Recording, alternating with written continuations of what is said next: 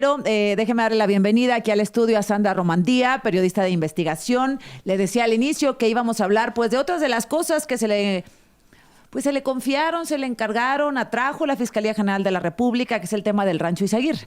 Lo recordamos, este lugar en donde las madres buscadoras encontraron ropa, zapatos, mochilas, huesos, cenizas, hornos crematorios, armas, etcétera, etcétera, y que la autoridad se negó siempre a que le llamáramos campo de exterminio, asegurando que en pocos meses, a partir de marzo o en poco tiempo, pues íbamos a saber la verdad.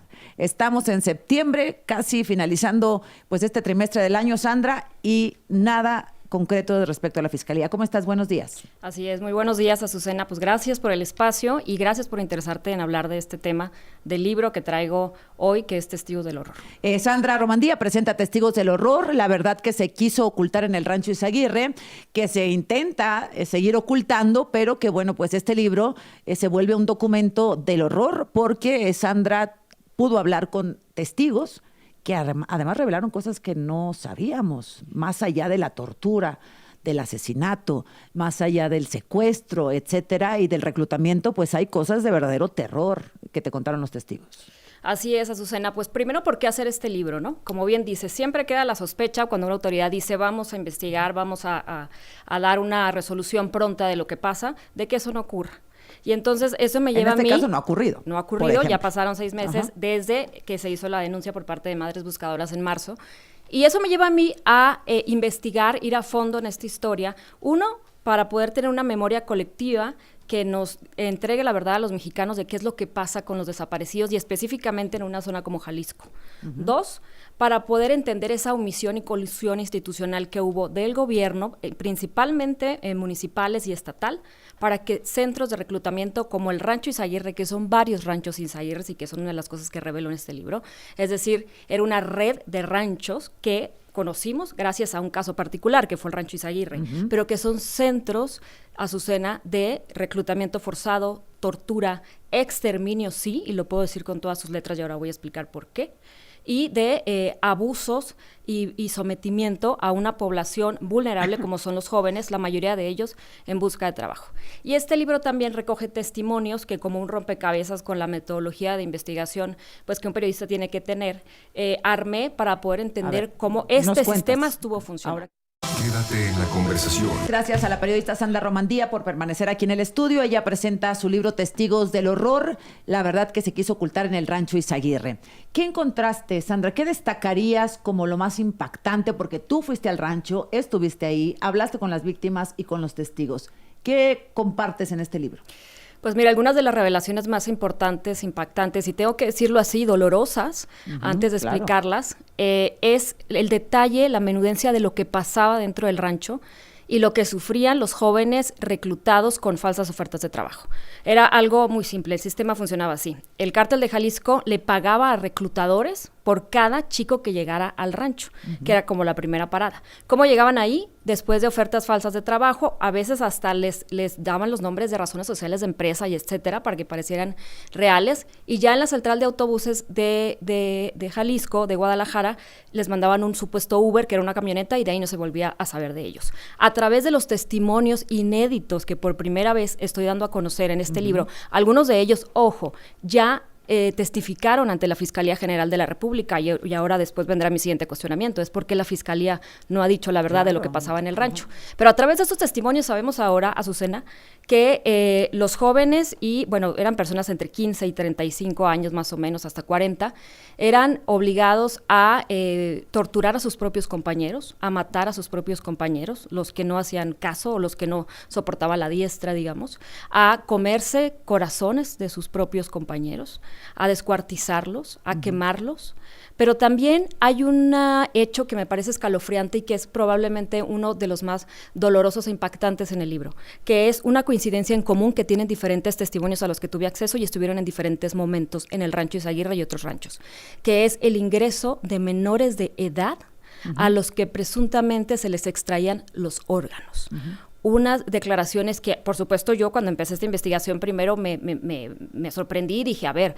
sí, lo pones en duda. Probablemente, algo se malinterpretó, algo se malinformó dentro del rancho, etcétera, pero cuando empiezo a encontrar que los testimonios coinciden con este modo de operar, de llevar a médicos con engaños secuestrados que sus familias no volvieron a ver, llevar a profesionales de la salud que supieran cómo preservar los órganos, y, ojo, un punto tercero en esto, aparte de los testimonios y de los primeros indicios, Azucena, es que la Fiscalía reconoce que en las declaraciones de testigos señalan al alcalde, el exalcalde de Teuchitlán, hoy detenido, de haber llegado con una bolsa que contenía órganos humanos. Esto está también en las declaraciones, en los mismos documentos de la Fiscalía General de la República, donde algunos de estos testimonios, ojo, no todos, han dado sus vivencias, sus experiencias a la Fiscalía, y todavía no podemos tener una versión pública ni más detenidos. Ahora por separado, porque bueno, conforme avanzaba en el libro, yo veía que hablabas con el testigo 1, que no son sus nombres reales, evidentemente, por obvias razones.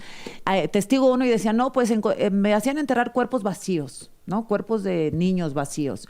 Y a mí me hacían ir a la cocina, pues, donde había órganos, y luego nos daban de comer carne rara. Y luego veíamos a médicos y había mucho material quirúrgico que se vio en los videos que compartió Indira Navarro. Sí.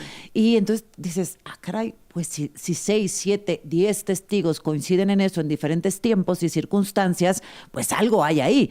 Y luego uno se pregunta, y supongo que quienes nos escuchan también, ¿es posible hacer una extirpación de órganos en un lugar como este? Sí, extracción de órganos para un trasplante, digamos, exitoso, que es lo que se buscaría en este caso, sí.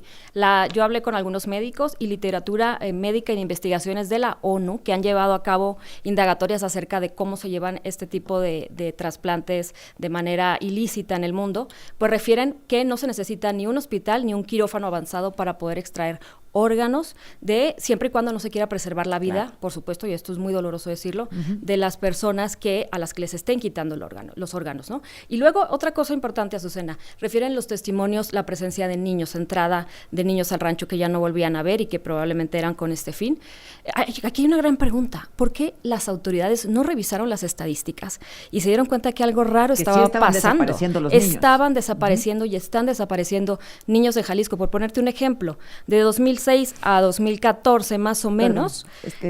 Sí, no te preocupes, de 2006 a 2014 desaparecían entre 1 y 4 niños al año, los que no volvían a encontrar, ¿no? Entre 1 y 0,9 años de edad, ¿sí?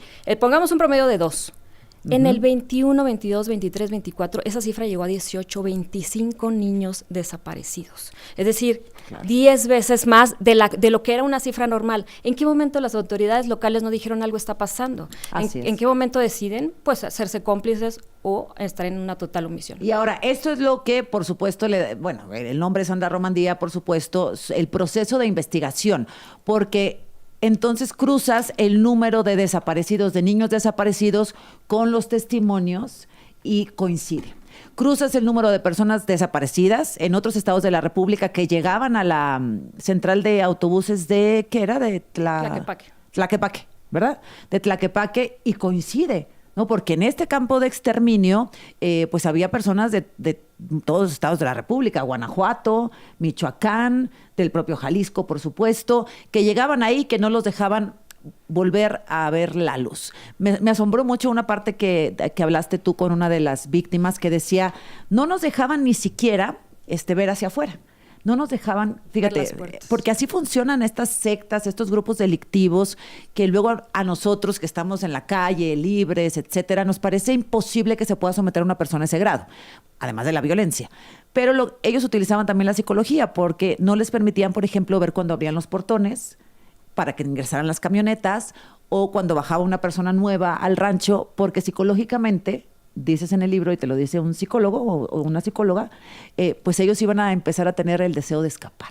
Así es, de hecho en el rancho se encontraron varios libros de psicología sobre temas de dominación, sobre temas de control y persuasión, que pues evidentemente los líderes lo utilizaban, y así lo refieren testimonios, para poder a ellos de alguna manera manejarlos mucho más fácil. No los dejaban ver el cielo, por ejemplo, muchos de ellos dormían encadenados para que pues, no pudieran tener la tentación de intentar escapar, y unas torturas y un sometimiento tremendo de una era que nos habla de un México insoportable, Azucena, y que lo que intenta intento es que este libro marque un antes y un después sobre la verdad de dónde y cómo terminaron miles de desaparecidos en México. ¿Cómo es posible que Jalisco tenga el mayor número de desaparecidos, 15,000 desaparecidos, y nadie haya dicho, a ver, ¿qué está pasando? ¿Dónde están llegando? O sea, no se los están llevando los extraterrestres, pero en cambio hay un montón de familias, miles de familias buscándolos y sufriendo todos los días por ellos. ¿Por qué? Pues por un Estado que fue absolutamente omiso y, como lo comento aquí, elementos de la Fiscalía involucrados o señalados por los testimonios, policías municipales, alcaldes, policías estatales, por supuesto el alcalde, lo hemos visto, todo un engranaje que permitió que esto ocurriera. Ahora, como se pide que comparezca Rafael Ojeda, el secretario de Marina, y López Obrador, pues hemos dicho, ¿dónde está Enrique Alfaro? O sea, ¿no tiene Enrique Alfaro, el gobernador de Jalisco, de Movimiento Ciudadano, ninguna responsabilidad? Su tan criticado fiscal tampoco. Es decir, sí, aquí queda clarísimo la corrupción entre autoridades, la complicidad entre autoridades y criminales.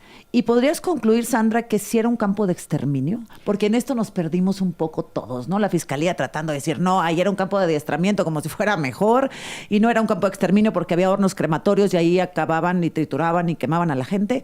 ¿Cuál sería tu conclusión sobre lo que pasó ahí? Es muy importante porque pareciera que la narrativa oficial lo que busca es desaparecer términos y conceptos para que pesen menos, para que duelan menos, para que se hable menos de ello.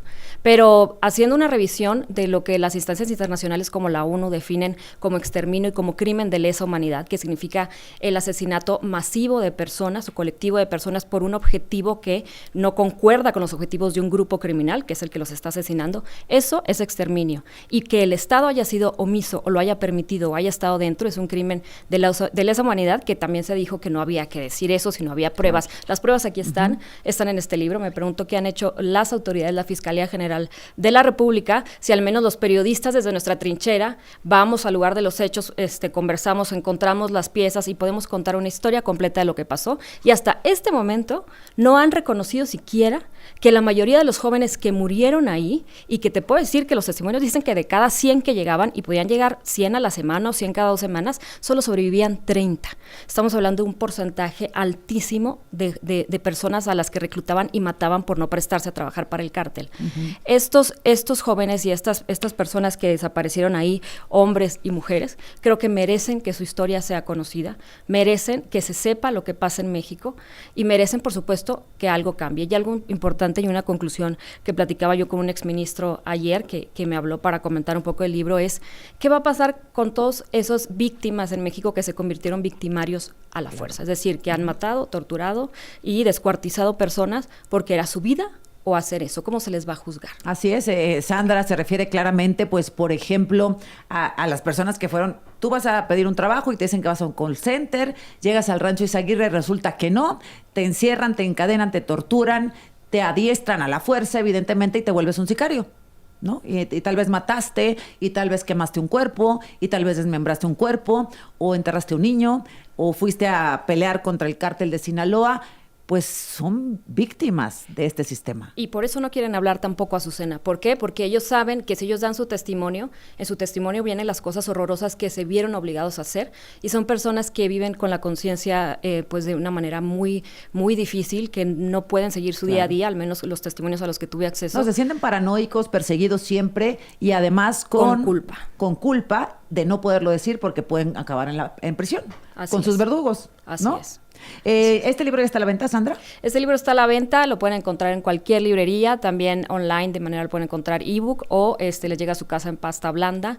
Testigos del horror, la verdad que se quiso ocultar en el Rancho Izaguirre, es este esfuerzo desde la trinchera periodística, Azucena, porque se sepa lo que pasó ahí, y que no solo un rancho, no solo fue un rancho, son varios ranchos, y que muestran el México profundo e insoportable en el que vivimos ahora. A partir de la publicación de este libro, pues la Fiscalía podrá decir lo que quiera decir, podrá intentar hacer un montaje, como lo intentó hacer ya con el Rancho Izaguirre cuando los llevaron a ustedes ahí, que ahí habían arreglado prácticamente todo, cuando los invitaron. Podrá decir lo que quieran, pero este es el testimonio real de lo que ahí sucedió, contado por las víctimas, algunos victimarios también, algunos de los delincuentes, y por los buscadores. Pues, Sandra, gracias por este documento en el que se convierte ya tu libro respecto al Rancho Izaguirre, y pues a la venta ya. Gracias, Sandra, por estar acá. Gracias. Gracias. Buenos días, el corte y regresamos.